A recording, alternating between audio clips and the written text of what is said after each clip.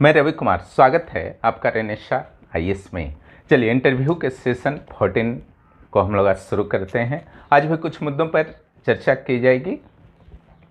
Interview जो आपके civil सेवा का अंतिम चरण है, अब तो रिजल्ट की भी लगभग सूचना आ चुकी है आयोग की ओर से ही पेपर के माध्यम से।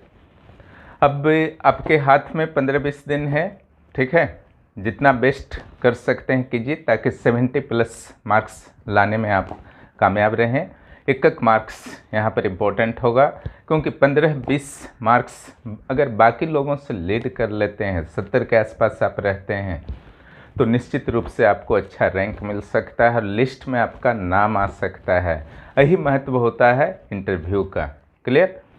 आज जो पहला हम लोग चर्चा करने वाले हैं, एक सिचुएशनल पर चर्चा कर लेते हैं, ठीक है। मान लीजिए कि किसी भी मेंबर के द्वारा पूछा जाता है आपसे कि आपके परिवार वालों पर, यहाँ पर अधिकारी और मंत्री की बात नहीं कर रहा हूँ, आपके परिवार वालों के द्वारा आप पर दबाव डाला जाता है कि आपका कोई भी भाई है या कोई भी बहन है या कोई भी है, ठीक है, जिसको आपके सिफारिश से लाभ मिल सकता है, अथवा आपके अधीन कोई ऐसा काम है, ठीक है, जिसको आप योग्यता के आधार पर सरकार ने आपको यह अधिकार दिया है कि योग्यता के आधार पर उस पद पर नियुक्ति आप कर सकते हैं। अनुबंध कर्मियों की नियुक्ति का अधिकार सामान्य रूप से होता है ग्रुप बी के अधिकारियों को, ठीक है।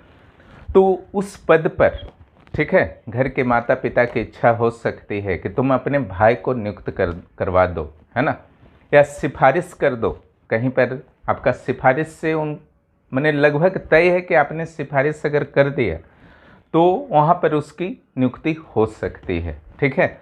इस स्थिति में आप क्या करेंगे, जबकि वह गलत है, ठीक है। इस स्थिति में आप क्या करेंगे? अगर यह प्रश्न आपके समक्ष पूछा जाता है तो निश्चित रूप से आपको उत्तर देना है कि सर इस तरह की सिफारिश मैं किसी भी स्थिति में नहीं करूँगा, क्योंकि यह पूरी तरह से गलत होगा।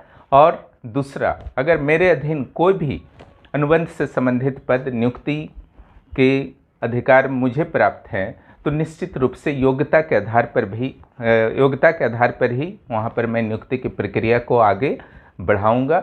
हाँ, यह अलग बात है कि हमारा अगर भाई है, ठीक है, तो उसकी भी अगर योग्यता है उस पद के लिए तो वह भी आवेदन कर सकता है, वह भी साक्षात्कार में शामिल हो सकता है। और अगर वह अपनी योग्यता से चयनित होता है तो कोई दिक्कत नहीं है। और निश्चित रूप से अगर ऐसी संभावना बनती है तो इस संदर्भ में मैं सूचना भी उच्च अधिकारियों को प्रदान कर दूंगा और इस नियुक्ति प्रक्रिया से मैं खुद को अलग भी कर सकता हूं, ठीक है। अब तो प्रश्न आएगा कि माता पिता तो आपके परिवार वाले तो नाराज हो जाएंगे, ठीक है, यानी कि कहा जाएगा कि ऐसा नौकरी जो है, क्या किस कारण तुम जो है नौकरी किए थे जब अपना परिवार का काम ही नहीं आते हो, ठीक है, सुनने को मिलता है ना। ये सब एकदम नेचुरल है। फिर क्या जवाब दीजिएगा, ठीक है। आपको यही जवाब देना है कि सर मैं अपने कर्तव्य के मार्ग से नहीं हट सकता, मेरे कदम कभी भी नहीं डगमगाएंगे, क्योंकि मुझे पता है कि किसी भी सरकारी सेवा को जैसे ही मैं ज्वाइन करता हूँ उससे बहुत सारे कर्तव्य जुड़ जाते हैं। मैं प्रशासक अपने परिवार के लिए नहीं बना हूँ, है ना, मैं जनता के लिए बना हूँ। जहाँ तक परिवार की बात है, निश्चित रूप से उनके प्रति भी हमारी जिम्मेदारी है और उस जिम्मेदारी को भी मैं वैध रूप से जरूर पूर्ण करूँगा। और जहाँ तक उनके नाराज़गी का सवाल है, निश्चित रूप से मुझे पूरा विश्वास है कि मैं इससे अपने पारिवारिक मामलों को भी मैनेज कर लूँगा, ठीक है। यह बेहतर आपका उत्तर होगा। बस एक एग्जाम्पल आपको दिया जा रहा है, ठीक है, किस तरीके की सावधानियां आपको रखनी है। आज एक बहुत ही विवादित और चर्चित मुद्दा हिजाब मामला पर मैं चर्चा करने वाला हूं, ठीक है। यह ऐसा मामला है जिस पर बात भी करने से लोग थोड़ा कतराते हैं, चाहे हिंदू समुदाय से रिलेटेड हो या मुस्लिम समुदाय से रिलेटेड हो, ठीक है। खास करके सिविल सेवा अभ्यर्थियों के लिए इस टाइप का मुद्दा जो है हेडेक बन जाता है, ठीक है। उन्हें पता नहीं होता कि अगर बोर्ड के समक्ष हम जाते हैं तो पक्ष में बोलें कि विपक्ष में बोलें, ठीक है। बोर्ड में कहीं मुस्लिम मेंबर तो नहीं है, नाराज तो नहीं हो जाएंगे, कहीं वामपंथी सोच वाले या दक्षिणपंथी सोच वाले तो मेंबर नहीं बैठे हैं, उन लोग तो नाराज नहीं हो पाएंगे। समझ, इस तरीके के जो उलझन है वो स्वाभाविक हैं, ठीक है। लेकिन पहला चीज़ इस तथ्य को दिमाग में रखिए, ठीक है, कि बोर्ड के जो मेंबर होते हैं वे ना मुस्लिम होते हैं, ना हिंदू होते हैं, ना वामपंथी, ना दक्षिणपंथी, ठीक है। इस चीज़ को पूरी तरह से दिमाग से निकाल दीजिए, ठीक है। उनका लक्ष्य होता है पूरे राज्य के लिए एक अच्छा अधिकारी का चयन करना, ठीक है। अब आप जब किसी भी इस तरह के मुद्दे पर बोलेंगे तो ये आपका कर्तव्य है, ठीक है, ये आपकी कुशलता है कि किस तरीके से ऐसे मुद्दों पर प्रभावी तरीके से जवाब दे करके, ठीक है, बोर्ड को संतुष्ट कर देते हैं। इससे फर्क नहीं पड़ता है कि आप इस मामले के पक्ष में आप बोल रहे हैं या विपक्ष में, कोई फर्क नहीं पड़ता है, पूरा विश्वास रखिए, ठीक है। ना ही बोर्ड मेंबर को फर्क पड़ेगा, लेकिन जो भी आप बोलें निश्चित रूप से वह प्रभावी होना चाहिए। क्लियर? पक्ष और विपक्ष में आप बोल सकते हैं, पहला एकदम क्लियर कर लीजिए। दूसरा जो आप क्लियर कर लीजिए, क्वेश्चन के नेचर के अनुसार, यानी कि जो उनका डिमांड है, इंटरव्यू बोर्ड के माननीय मेंबर्स का जो डिमांड्स है, जो पूछना चाह रहे हैं, उसको समझने का प्रयास कीजिए, ठीक है। परिस्थिति के अनुसार आप पक्ष और विपक्ष दोनों ओर से बोल सकते हैं, लास्ट में एक कंक्लूजन दे सकते हैं। संक्षिप्त होनी चाहिए, यहाँ पर थोड़ा सा मजबूरी होता है क्लासेस लेने के दौरान कि अच्छी तरह से मैं समझाऊं, लेकिन वहाँ पर आपकी मजबूरी नहीं होगी, है ना। वहाँ आपका मजबूरी होगा कि अपने आप को बेस्ट वे में, गागर में सागर थ्योरी के तहत जो है आपको अपने आप को वहाँ पर रिप्रेजेंट करना है माननीय बोर्ड के समक्ष, ठीक है। तो मैं कुछ पॉइंट्स बता देता हूँ हिजाब मामले में। पहले हम लोग सैद्धांतिक पक्ष पर इसके कुछ चर्चा कर लेते हैं, ठीक है, उसके बाद हिजाब मामले में आते हैं। देखिए, सेकुलरिज्म जो होता है दो टाइप का विश्व में वर्तमान में प्रचलित है, धर्म या पंथ निरपेक्षता। क्लियर? धर्म निरपेक्षता, हमारा देश जो है एक सेकुलर कंट्री है, ठीक है। उसी तरीके से अगर आप देखते हैं हमारा पड़ोसी देश पाकिस्तान जो है सेकुलर नहीं है ना। और अगर यूरोपीय देश की बात करते हैं, अमेरिकन देश की बात करते हैं, तो सारे सेकुलर कंट्रीज हैं। लेकिन सेकुलरिज्म जो होता है दो टाइप का होता है। पहला जो टाइप है, ठीक है, सॉफ्ट सेकुलरिज्म, जिसका अगर प्रतिनिधि देश की बात करते हैं तो निश्चित रूप से अमेरिका है। दूसरा है हार्ड सेकुलरिज्म, इसके प्रतिनिधि देश की अगर आप बात करते हैं तो इसका प्रतिनिधित्व करता है फ्रांस, ठीक है। अगर फ्रांस ने जिस स्टाइल का सेकुलरिज्म को अपनाया है, अगर उस मार्ग पर चलते हैं, क्लियर, तो आपका सेकुलरिज्म जो हो गया हार्ड सेकुलरिज्म हो गया। इसका अर्थ है सेकुलरिज्म मीन्स सेकुलरिज्म, धर्म जो है केवल मंदिर मस्जिद चर्च तक ही रहेगा, उससे बाहर इसका बात भी नहीं करना है, ठीक है। बाकी जगह धर्म निरपेक्षता को प्रत्येक धर्म वाले को अपनाना होगा, ठीक है। राजनीति तक में या फिर समाज के किसी भी हिस्से में धर्म का प्रवेश को अलाउड नहीं किया जा सकता है। लेकिन अमेरिका का जो सॉफ्ट सेकुलरिज्म है वहाँ पर ऐसी बंदिश नहीं है। सेकुलरिज्म के साथ साथ बहुत सारे धार्मिक स्वतंत्रताओं की वहाँ पर व्यापकता है, ठीक है। अब भारत की हम लोग बात करते हैं तो भारत का जिस तरीके से आप देखते हैं कि इकॉनमी भी जो है मिश्रित है ना। ना यहाँ पर पूरी तरह से पूंजीवादी इकॉनमी आप देखते हैं, ना समाजवादी, यहाँ पर मिक्स्ड इकॉनमी है। तो यहाँ पर भी हार्ड एंड सॉफ्टनेस का जो है आपका एक मिक्स सेकुलरिज्म आप बोल सकते हैं। हालांकि अगर झुकाव की बात कीजिए तो निश्चित रूप से हमारा देश जो है सॉफ्ट सेकुलरिज्म की ओर है। कैसे? ठीक है, यह इस तरह से है कि फ्रांस में कभी इजाज़त नहीं मिलेगी कि धार्मिक यात्राओं, तीर्थ यात्रा, हज यात्रा, ठीक है, इत्यादि के लिए सरकार जो है फंड आवंटित करे। लेकिन भारत में राज्य सरकार, केंद्र सरकारें इस तरह के फंड्स दिया करती हैं, योजनाएं बना करती हैं। झारखंड में भी हैं, दिल्ली सरकार में भी हैं, केंद्रीय लेवल पर भी है, ठीक है। ये सारे जो है सॉफ्ट सेकुलरिज्म का ही एग्जाम्पल है, ठीक है। इसके अलावा अगर हम लोग बात करते हैं दूसरा पक्ष व्यवहारवाद, ये भी एक ज्योग्राफी का सिद्धांत है व्यवहारवाद। ठीक है, मानव का जो भी व्यवहार होता है, जो प्रत्यक्ष रूप में आप देखते हैं मानव के व्यवहार, ठीक है, यह वास्तव में अगर बहुत आप गहराई में स्टडी कीजिए तो यह उसका व्यवहार सिर्फ नहीं होता है, यह पूरी तरह से उस आदमी की पर्सनालिटी को व्यक्त नहीं करता है। क्यों नहीं करता है? क्योंकि उसके व्यवहार पर बहुत सारे बंधन होते हैं। ठीक है, परिवार का बंधन होता है, धर्म का बंधन होता है, संस्कृति का बंधन होता है, ठीक है, रीति रिवाजों का बंधन होता है, सरकारी कानूनों का बंधन होता है। ठीक है, उस बंधन से बंधे हुए रहते हैं।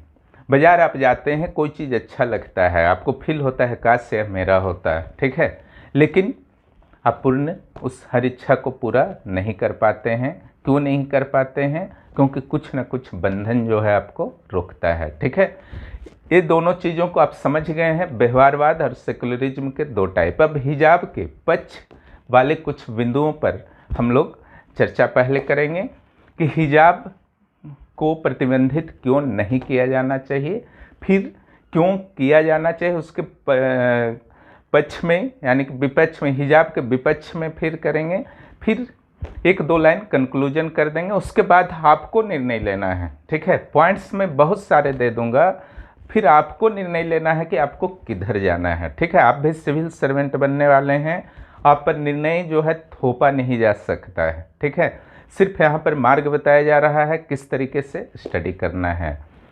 और इंटरव्यू प्रोग्राम से जिनको भी जुड़ना है था शीघ्र जुड़िए, अनावश्यक लेट मत कीजिए, थोड़ा भी भरोसा है आकर के जुड़िए, बहुत लाभ होगा, इंतज़ार मत कीजिए। ठीक है, और 11th जेपीएससी का आपका मुख्य परीक्षा के लिए जो 11th जेपीएससी का नोट्स और आंसर राइटिंग दोनों चल रहा है, प्रीलिम्स भी चल रहा है, जेएसएससी सीजीएल पेपर 3 के भी चल रहे हैं, आपके कंप्लीट नोट्स वहाँ क्लासेस टेस्ट वगैरह चल रहे हैं। और यह पूरी तरह से उसी बैच में बीएसएससी सीजीएल 3 को भी कराया जा रहा है। ठीक है, जो तीसरा आपका सीजीएल निकला है वहाँ पर बिहार में, ठीक है, सचिवालय सहायक का भरपूर पोस्ट है, उसको भी आप ज्वाइन कीजिएगा तो दोनों आयोग की तैयारी एक साथ हो जाएगी।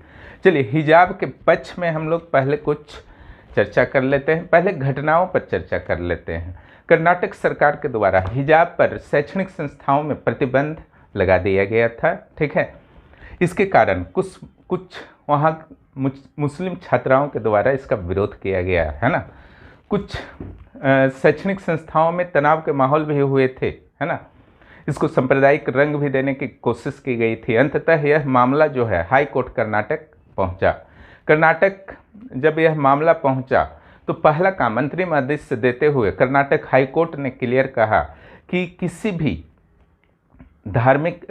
शिक्षण संस्थाओं में धार्मिक पोशाक पहनने पर पाबंदी जब तक कि फैसला नहीं आता है जारी रहेगी, यानी कि पाबंदी जारी रहेगी जब तक फैसला नहीं आता है। ठीक है, अंततः हाई कोर्ट का फैसला आया। हाई कोर्ट का कहना था कि हिजाब जो है मुस्लिम धर्म में धार्मिक धर्म के अनुसार हिजाब पहनना अनिवार्य नहीं है, पहला। दूसरा, इसके माध्यम से संविधान का उल्लंघन नहीं होता, इसलिए किसी भी शिक्षण संस्था में अगर धार्मिक वस्त्रों के पहनने पर रोक राज्य सरकार द्वारा लगाई गई है तो यह कहीं से भी असंवैधानिक नहीं है। आपको पता है कि जो न्यायालय है वो पूरी तरह से संविधान का रक्षक है, संविधान के अलग अलग उपबंधों के आधार पर ही न्यायालय के द्वारा निर्णय दिया जाता है। इसके बाद छात्राओं का एक समूह सुप्रीम कोर्ट को चला गया, है ना, छात्राओं का एक समूह सुप्रीम कोर्ट तक पहुंचा, वहां पर उन्होंने याचिका दायर की है, उसका अभी तक फैसला नहीं आया है, घटना यही है। ठीक है, अब इसके पक्ष में अगर हम लोग बात करें कि हिजाब क्यों अलाउड करना चाहिए, ठीक है, तो जो बिंदु मैं बता रहा हूं उसको ध्यान से सुनिए, पक्ष का और विपक्ष का कंक्लूजन भी एक दो पॉइंट का दे दूंगा, उसके बाद निर्णय आपको लेना है। यहाँ पर जो पहला आपका पॉइंट है कि हिजाब जो है भले ही संवैधानिक रूप से आर्टिकल 25 का उल्लंघन नहीं करता है, ठीक है, मुस्लिमों के शरीयत के अनुसार यह अनिवार्य नहीं है, जैसा कि हाई कोर्ट ने कहा। ठीक है, लेकिन आर्टिकल 29 के अनुसार, ठीक है, सांस्कृतिक संरक्षण करने का अधिकार, अपनी संस्कृति का संरक्षण करने का अधिकार सभी को होगा, ठीक है। चूंकि सामान्य रूप से मुस्लिम महिलाओं के द्वारा हिजाब का यूज किया जाता है तो इसे संस्कृति का हिस्सा माना जा सकता है, इसलिए इसे अलाउड किया जाना चाहिए। अगला जो पॉइंट मैंने लिया है, ठीक है, भगवा वस्त्र और हिजाब, इसकी तुलना जो की जा रही है, भगवा वस्त्र सामान्य रूप से हिंदू संप्रदाय में पुरुष या महिलाओं के द्वारा कुछ विशेष अवसरों पर ही धारण किया जाता है, लेकिन हिजाब जो है अक्सर मुस्लिम समाज में महिलाओं द्वारा धारण किया जाता है, ठीक है। अगला जो है, मुस्लिम महिलाओं में शिक्षा का प्रतिशत, विशेष रूप से उच्च शिक्षा का प्रतिशत की स्थिति बहुत खराब है, ठीक है। आंकड़ा अगर आपके पास है तो 7-8% के एवरेजली उनका महिलाओं का उच्च शिक्षा का आंकड़ा है, ठीक है, तो कर सकते हैं, नहीं भी कीजिएगा तो यहाँ पर आंकड़ा का ज़रूरत नहीं है, ठीक है। तो उच्च शिक्षा में उनकी स्थिति खराब है। कई ऐसे मुस्लिम परिवार हैं, ठीक है, इंडियन कल्चर में भी यहाँ पर है, ठीक है, चूँकि इंडियन कल्चर का ही वो हिस्सा है, तो कई मुस्लिम परिवार ऐसे भी हैं जो धर्म को शिक्षा से अधिक महत्व देते हैं, ठीक है। महिलाओं के सुरक्षा के प्रति कहीं ना कहीं अलग अलग कारणों से चिंतित रहते हैं, ठीक है। अगर हिजाब के साथ उनको लगता है कि वो महिलाएं शायद ज़्यादा सुरक्षित हैं तो स्कूल भेजने को रेडी थे, लेकिन अगर हिजाब को प्रतिबंधित किया जाता है, हो सकता है कि वे लड़कियों को स्कूल भेजने पर राजी ना हों, जल्दी विवाह कर दें, ठीक है। इससे निश्चित रूप से जो लड़कियों का सशक्तिकरण, महिलाओं का सशक्तिकरण हो सकता था, वह थोड़ा बाधित हो सकता है, ठीक। और जब मुस्लिम महिलाओं का सशक्तिकरण होगा तो निश्चित रूप से अगर एक परिवार में विशेष रूप से महिला सशक्त होती हैं तो वह परिवार जो है सुदृढ़ होता है, अगली पीढ़ी का कहा जाता है कि सुधार हो जाता है। खास करके अगर वो शिक्षित होती हैं, शिक्षा के माध्यम से सशक्त होती हैं, तो अगला पीढ़ी भी जो है सशक्त होता है, ठीक है। वह न सिर्फ उस परिवार के लिए बल्कि पूरे समाज और देश के सुदृढ़ीकरण का कार्य करेंगी, ठीक है। एक और जो इसके पक्ष में आप पॉइंट्स रख सकते हैं, ठीक है, कि भारत के अधिकांश राज्यों में इस तरह का कोई भी प्रतिबंध नहीं है, जो मैंने सॉफ्ट सेकुलरिज्म की बात की थी, ठीक है। तो कर्नाटक सरकार इस पर विचार कर सकती है, क्योंकि कर्नाटक सरकार अगर इस आदेश को वापस ले लेती है तो भी शायद ही न्यायालय इसके विरुद्ध फैसला दे कि हाँ वापस, वो तो नीतिगत फैसला बता देगी गवर्नमेंट का, ठीक। चलिए अब हिजाब के विपक्ष में कुछ महत्वपूर्ण पॉइंट्स को मैं बताता हूँ, उसे ध्यान से सुने, ठीक है। पहला जो पॉइंट है, हिजाब जो है एक धार्मिक परिधान है और मुस्लिमों के द्वारा इसे सामान्य रूप से, मुस्लिम महिलाओं के द्वारा इसे सामान्य रूप से प्रयोग किया जाता है, ठीक है। अगर आप ध्यान से कर्नाटक सरकार के आदेश को देखें तो यह प्रतिबंध जो है कि हिजाब पहनने पर जो प्रतिबंध है वो सिर्फ शैक्षणिक संस्थाओं के लिए लगाया गया है, न कि सार्वजनिक तौर पर कि आप कहीं भी नहीं पहन सकते हैं, ठीक है। तो यहाँ पर सिर्फ आपका शिक्षण संस्थाओं में लगाया गया है, ऐसा नहीं कि पूरे सार्वजनिक तौर पर लगा दिया गया है, ठीक है। प्रत्येक शैक्षणिक संस्था का अपना एक यूनिफॉर्म होता है, ठीक है। यूनिफॉर्म क्यों होता है, इसके पीछे भी बहुत सारे कारण हैं, बहुत लोग आप लोग जानते भी होंगे, ठीक है। इसीलिए शैक्षणिक संस्थाओं के इस अधिकार में सामान्य रूप से राज्य सरकारों के द्वारा भी हस्तक्षेप नहीं किया जाता है, इसलिए शैक्षणिक संस्थाओं का इस मामले में सभी धर्मों को सम्मान करना चाहिए। इसके अलावा हिजाब को, जैसा कि कर्नाटक हाईकोर्ट के द्वारा कहा गया कि न तो धार्मिक रूप से अनिवार्य है, न ही संवैधानिक रूप से अनिवार्य है, इसलिए इस मुद्दे को अनावश्यक रूप से तुल न दिया जाए, ठीक है, एक समान मुद्दा की तरह लिया जाए।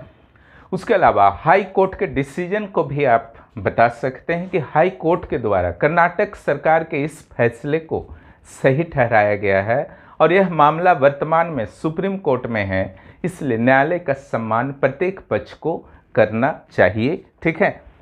एक और पॉइंट्स इसके विपक्ष में दे सकते हैं कि शिक्षा के मार्ग में अगर थोड़ी बहुत धार्मिक सांस्कृतिक परंपराएं तोड़नी पड़े तो तोड़ देनी चाहिए प्रत्येक समाज को, ठीक है, विशेष रूप से महिलाओं के शिक्षा के मामले में, ठीक है। वहाँ पर आपको बताना है महिलाएं जिस भी प्रकार से शिक्षा ले रही हैं उनको लेने दिया जाए, ठीक है। यहाँ पर आपको बताना है कि अगर किसी भी धर्म संस्कृति की छोटी मोटी परंपराएं अगर तोड़नी पड़े तो इसको जो है तोड़ देनी चाहिए, ताकि शिक्षा के मार्ग में बाधा उत्पन्न ना हो, ठीक है। उसके अलावा आप पक्ष और विपक्ष में और भी पॉइंट्स आप सोच सकते हैं, ठीक है, कोई यहाँ पर जो है बैरियर नहीं है। सोचिए, तार्किक होना चाहिए, प्रभावी होना चाहिए। इससे मैंने बहुत सारे पॉइंट्स बता दिए हैं, ठीक है। यहाँ पर जो कंक्लूजन जो यहाँ पर है कि ठीक है, एक मुद्दा ये उभरा, ठीक है, ये प्रारंभ में कुछ शैक्षणिक संस्थाओं में मुद्दा जो है कुछ विवाद का कारण बना, फिर कोर्ट के पास मामला गया। लेकिन एक चीज़ विशेष केयर करना होगा, ठीक है, गवर्नमेंट को भी और पब्लिक को भी, आम जनता को भी, कि इसे अनावश्यक रूप से सांप्रदायिक तनाव का मुद्दा न बनाया जाए, यह पूरी तरह से गलत होगा, ठीक है। इसके अलावा अगर किसी भी राज्य में लागू नहीं है तो कर्नाटक सरकार भी उदारवादी रुख अपना सकती है, ठीक है। तो ये सारे मुद्दे थे। आप पक्ष विपक्ष कंक्लूजन सारा एक साथ भी बोल सकते हैं अगर क्वेश्चन का उसका डिमांड हो। लेकिन इतना जानकारी अगर आप रखते हैं तो हिजाब मुद्दा पर किसी भी तरह के प्रश्न का सामना करने के लिए मेरे विचार से आप रेडी रहेंगे। इसमें फिर भी कोई कन्फ्यूजन होता है आप ज़रूर कमेंट करेंगे, क्लियर। मैं समस्या का समाधान करने का अपनी ओर से प्रयास करूंगा। जो भी इस चैनल पर नए हैं चैनल को ज़रूर सब्सक्राइब करें और दोस्तों को भी इस चैनल के बारे में बताएं। अपनी इंटरव्यू की तैयारी को रेगुलर जारी रखिए, एक भी दिन स्टॉप मत कीजिए जब तक कि आपका इंटरव्यू हो न जाए। वीडियो देखने के लिए बहुत बहुत धन्यवाद।